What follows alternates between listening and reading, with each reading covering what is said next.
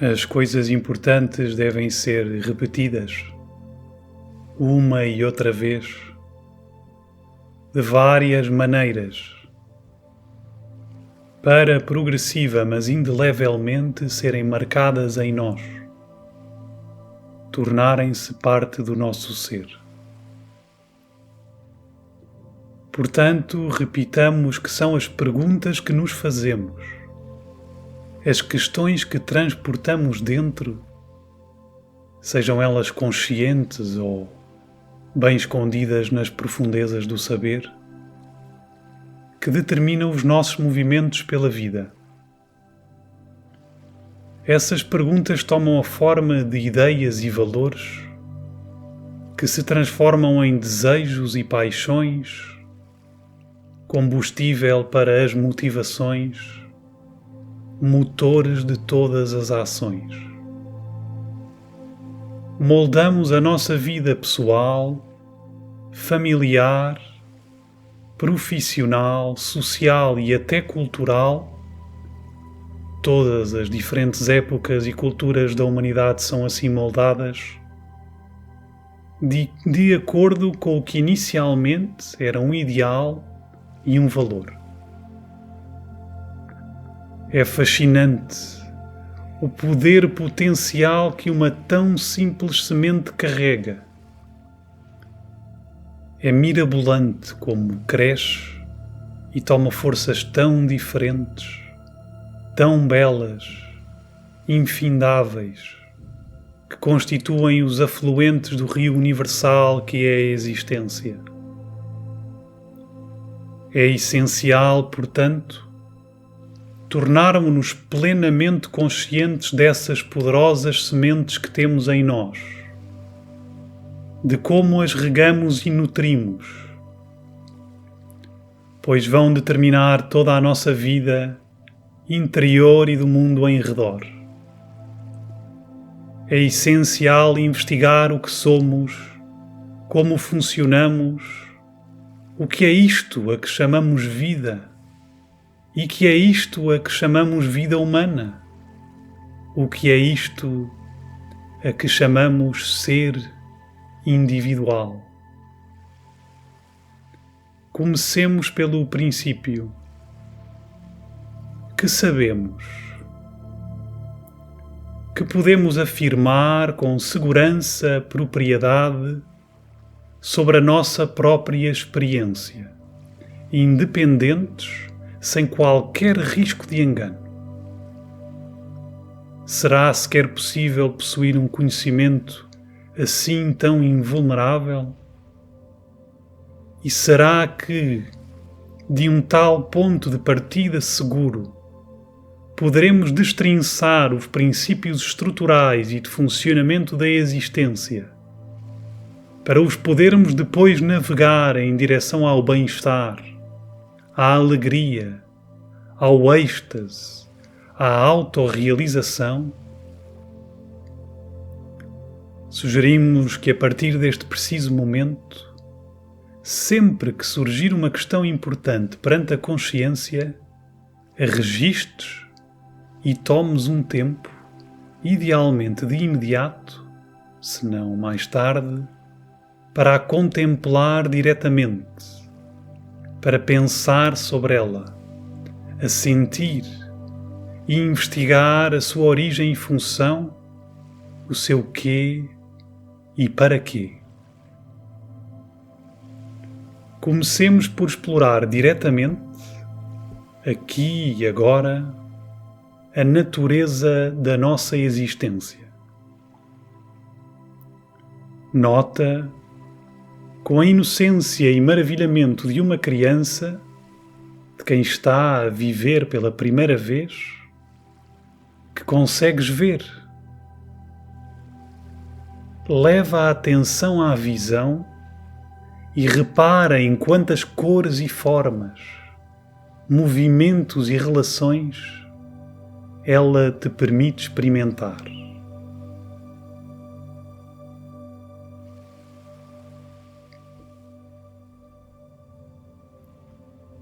Repara na miríade de sons que te chegam, Toma algum tempo para os deixar reverberar dentro de ti.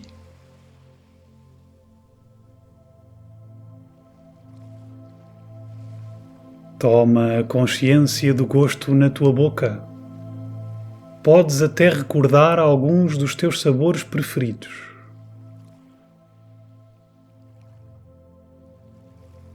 Agora põe a atenção nos odores. Podes também lembrar o cheiro de uma rosa, de maresia, de terra molhada, do teu alimento favorito. E torna-te consciente da roupa e do ar sobre a pele, do toque da cadeira. Podes até tocar com uma mão na outra e senti-la.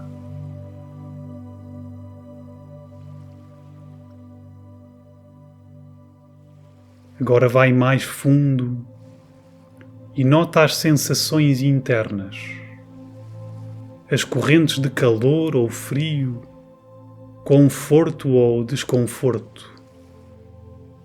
Repara nas curiosas sensações interiores do organismo, tantas e tão diferentes, e mais subtis, mais leves, que as experiências dos sentidos com que tinhas estado antes.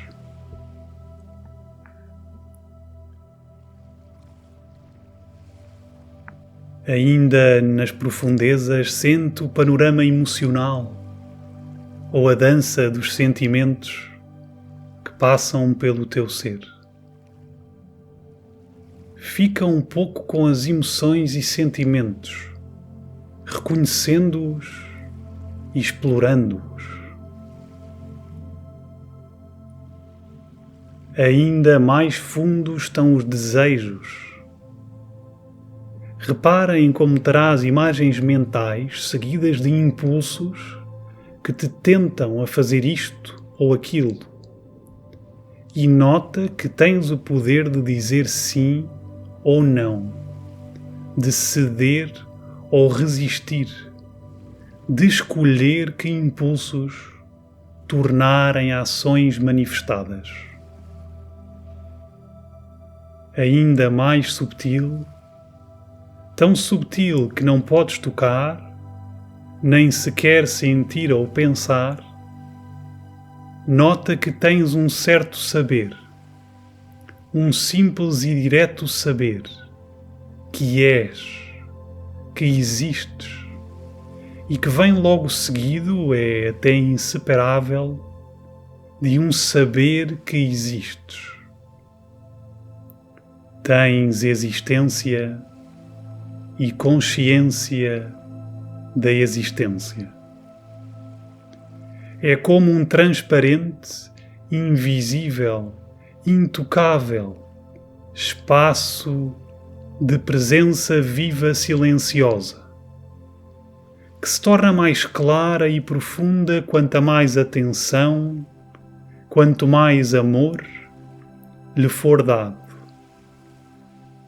Vai-se tornando a tua casa, ou melhor, vais notando cada vez mais que sempre foi, e apenas o tinhas esquecido, ou estavas distraída ou distraído. Se investigarmos e formos honestos, então, teremos que admitir que aquilo que sabemos verdadeiramente, aquilo que é real e está connosco desde que nos lembramos, que é mais fundamental na experiência da vida, segundo a segundo, sem o qual não há mais nada, é que há existência, há ser. E assim que nos tornamos conscientes disto, naturalmente sabemos uma segunda coisa, que há saber, que há existência. Sabemos que somos. Estamos cientes do ser. Há consciência. A existência e consciência são fenómenos que, apesar de sempre terem estado lá, e sem eles nada mais poder estar lá, são muito subtis, muito transparentes, tão leves que, infelizmente, raramente nos lembramos deles ou lhes prestamos atenção. Chamamos-lhes fenómenos, mas talvez nem seja possível fazer isso e ser correto, porque são antes a origem de todos os fenómenos. São o palco, o tecido, o sustento de todas as outras coisas da vida. Podem ser necessários algum empenho e prática meditativos para se poder estar a sós com a existência e a consciência, sem intermissão de pensamentos, emoções, desejos ou sensações sensoriais. Mas mesmo sem meditar profundamente, só de contemplar a questão, descobrimos rapidamente que há dentro de nós e à nossa volta uma clara, ainda que profunda, luminosa, ainda que invisível, sensação de se ser e de saber que se é. Portanto, para uma investigação científica, honesta e eficaz da vida, este terá que ser o ponto de partida. Há a existência e há a consciência da existência. Será que há algo mais que possa ser considerado tão real, tão fundamental, tão imutável como a existência e a consciência? Todo o ser humano carrega o enorme peso dos seus preconceitos e crenças. Estes foram sendo adquiridos ao longo da sua vida, pelo menos desde o nascimento, e a evidência aponta para que ainda dentro do útero também há a aquisição destas lentes que filtram o mundo, que fazem parte do processo natural de adaptação e integração no meio ambiente. Aprendemos que este ser humano é a minha mãe, aquele ser humano é meu amigo, este objeto queima, gosto muito de Coca-Cola, não gosto nada de ervilhas. Os sentidos absorvem o equivalente a cerca de 11 milhões de bits, unidade de codificação binária usada na informática, por segundo. Mas apenas cerca de 50 destes bits chegam à nossa percepção consciente. É uma redução de cerca de 220.000%. Este filtro, esta imposição de limites, esta formulação de padrões, conceitos, é a princípio uma necessidade evolutiva, permitindo à consciência focar-se em tarefas restritas para obter melhores resultados, em alguns casos até para sobreviver. É bom lembrar-nos de que o fogo não deve estar em contacto com a pele, que não devemos saltar de precipícios, que há substâncias venenosas para o organismo.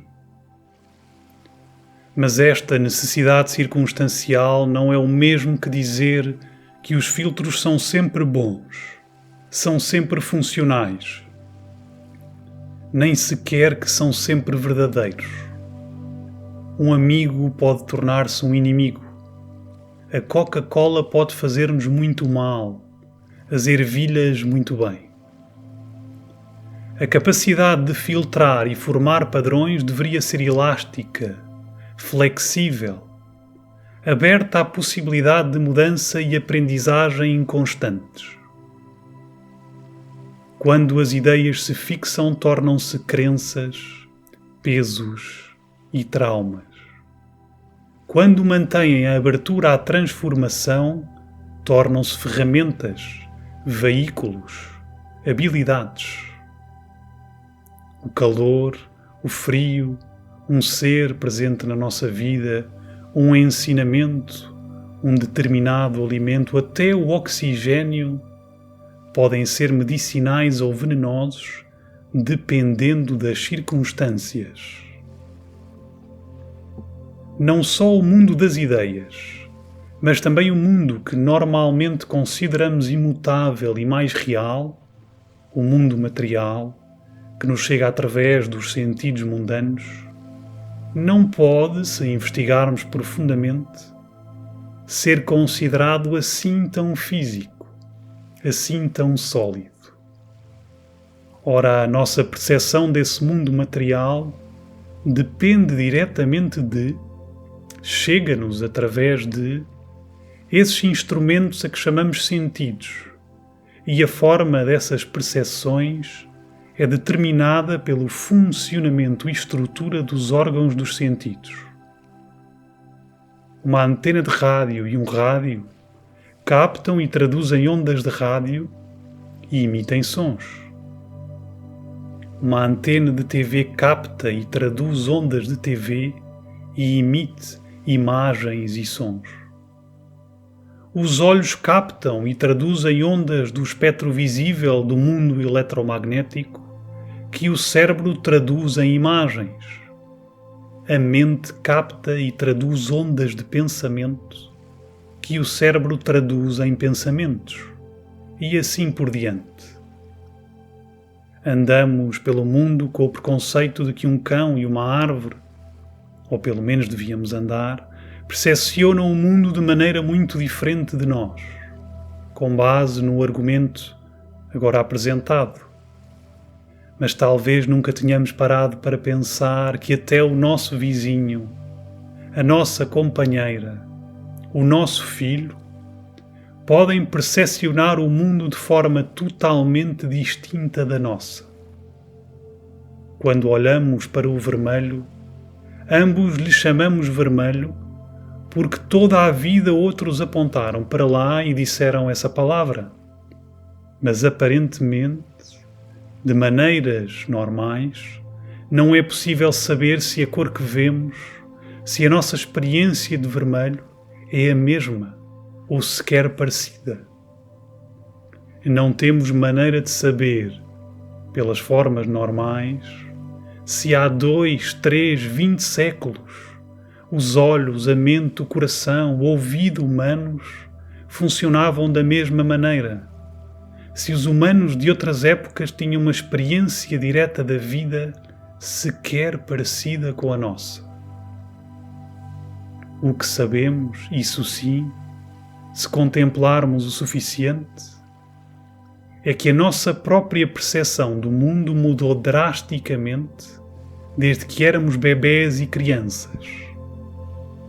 E, uma vez mais, reitero, notem, passando em revista a vossa vida, em como não me refiro apenas ao mundo das ideias e das emoções, mas também ao próprio mundo material. Alguns físicos exploram hoje a hipótese de até aquilo a que chamamos constantes físicas, como a força da gravidade e a velocidade da luz, forças nas quais se baseiam a tecnologia moderna, nas quais se baseiam todas as nossas formas de viver modernas, possam mudar, e mudar muito ao longo da evolução da Terra e da evolução do Universo. Sabemos que há existência e que há consciência da existência. Todos os outros conceitos que formamos são, em maior ou menor grau, relativos. Os seus limites imaginados, criados pela mente, voláteis como o vento. E isto não é nem deve ser considerado um desastre, e sim a maravilha das maravilhas. Só quando aceitamos a profundidade aparentemente infinita da nossa ignorância, nos poderemos abrir à aparentemente infinita brincadeira exploratória, à dança em eterna transformação da ciência e da arte, à magia da vida. A ignorância é o único ponto de partida lógico, real, funcional, para a busca de conhecimento, para a expansão da consciência, a transformação da experiência que a vida é. Sempre mantendo-nos cuidadosamente cientes da verdade da ignorância e da inevitabilidade da mudança, até das ideias que temos como crenças e limites mais enraizados, podemos e devemos ainda assim partir à descoberta tenaz, corajosa e jovial dos conceitos fundamentais para as nossas vidas, dos princípios de funcionamento e estrutura dos mundos em que nos movemos. Que todos estes princípios sejam sujeitos à eventual evolução ou até completa destruição não significa que circunstancialmente não sejam aplicáveis.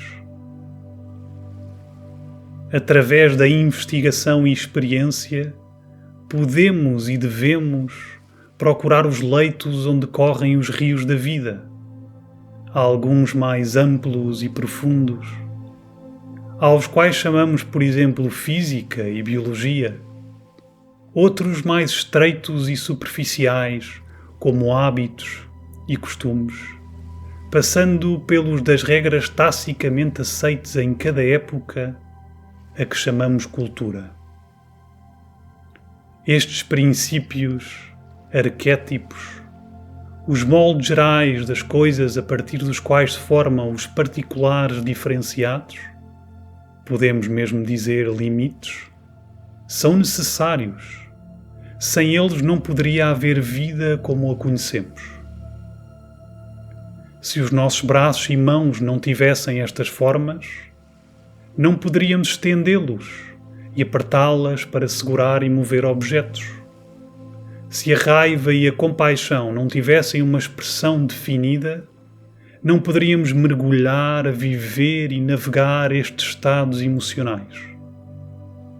Se os ecossistemas humanos não dessem origem à geração das leis que se conhecem como sociedade, a vida humana seria certamente mais difícil e perigosa. Para uma vida completa, total, explorada ao máximo do seu potencial, é necessário aprender a navegar este ritmo constante entre a realidade da ignorância infinita profunda e a circunstancialidade dos princípios, formas, limites que permitem ao indivíduo integrar e perpetuamente transformar o papel que vai tendo no mundo manifestado. O mais básico princípio, que talvez seja tão seguro e imutável, pelo menos no nosso universo, como as realidades da existência e da consciência da existência, é a unidade. Tudo parece fazer parte de um único tecido contínuo universal, um único organismo. Até agora, nada nem ninguém conseguiu mostrar nem a mais pequena aparente prova do contrário. E sugiro que contemplem a questão por vocês mesmos.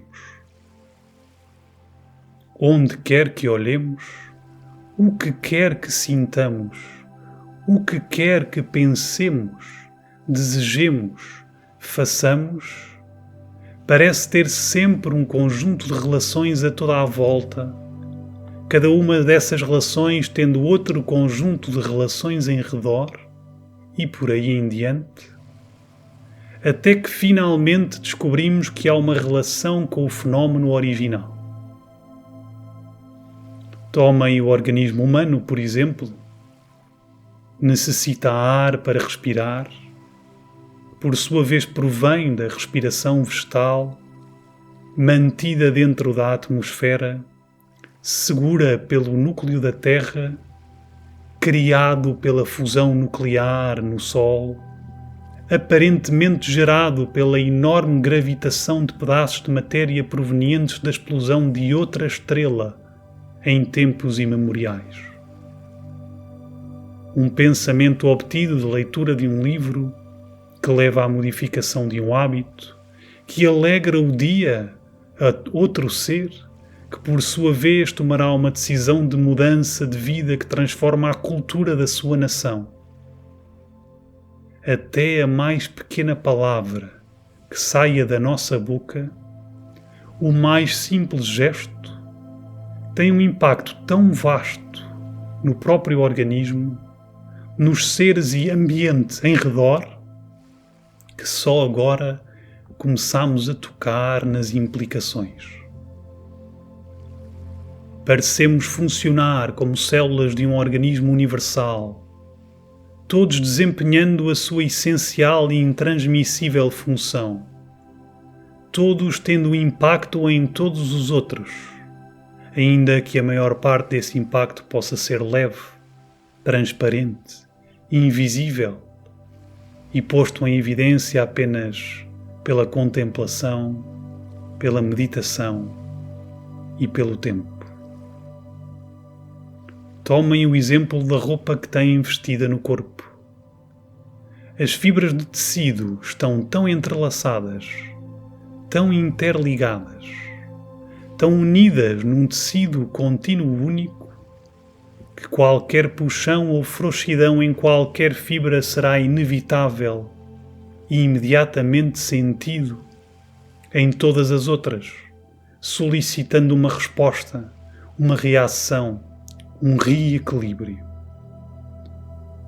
O princípio da unidade de todas as coisas pode ser alcançado racionalmente ainda de outra forma, com a ajuda daquelas verdades que começamos por realizar como as fundamentais e incontornáveis. O teu nome pode ser um, o meu outro. Podemos divergir na maneira de vestir, distinguir-nos pela voz e postura,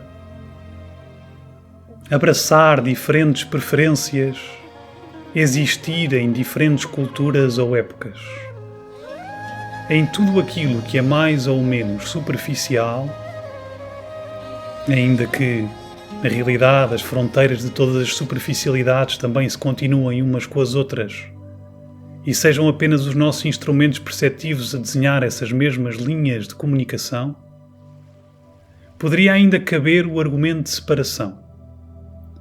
Mas no imutável, no original, no principal, no facto de que existimos e sabemos que existimos, precisamente porque é um saber, um ser, despido de qualquer qualidade, livre de qualquer forma, sem limites ou condições, somos todos iguais.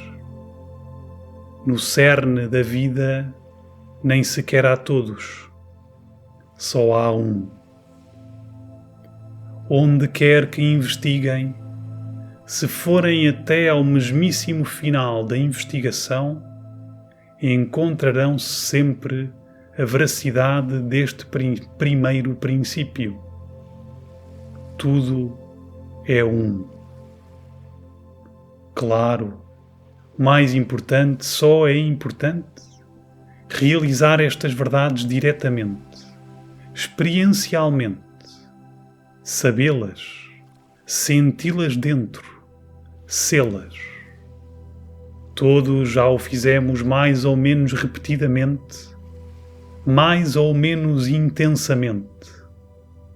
Mas os momentos costumam ser tão fugazes e subtis que os ignoramos como fiapos nebulosos sem importância. Mas não importa que as ignoremos.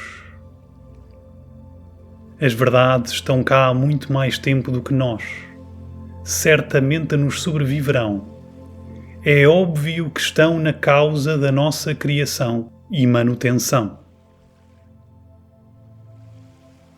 E parece ser evidente que não teremos descanso até lhes prestarmos a devida atenção. Este é o fluxo transversal a todas as vidas humanas. A investigação e prática de caminhos, métodos, vivos para destapar, sustentar e viver continuamente as verdades universais. Até agora, pusemos em clara evidência que há existência, há consciência de que há existência e tudo é um.